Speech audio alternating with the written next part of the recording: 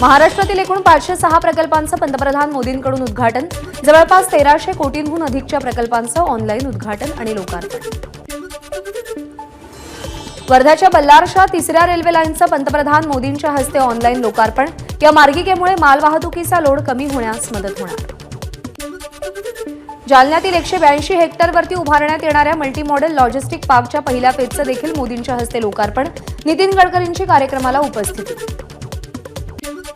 रशियाला विकलेल्या railway coach कारखान्याचं मोदींकडून लोकार्पण। आमदार धीरज देशमुख यांची मोदींवर टीका, तर मराठवाडा कोच फॅक्टरीमधून कोट्यवधी रुपये विदेशात पाठवण्यात येत असल्याचा धीरज देशमुख यांचा दावा। देशाला आर्थिक महासत्तेकडे नेण्याचा मोदींचा प्रयत्न। मोदींच्या नेतृत्वात देश प्रगतीच्या दिशेने वाटचाल करतोय। मुख्यमंत्री एकनाथ शिंदेंकडून मोदींच्या कामाचं कौतुक।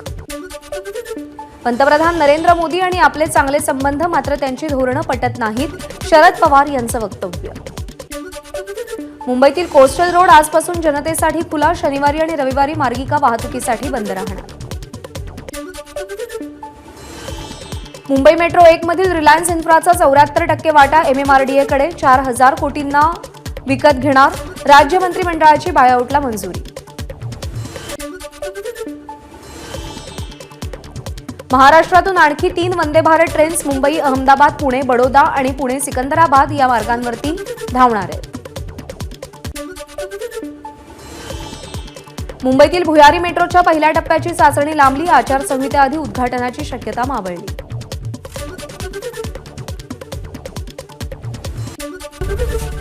एबीपी माझा, उघडा डोळे बघा नीट।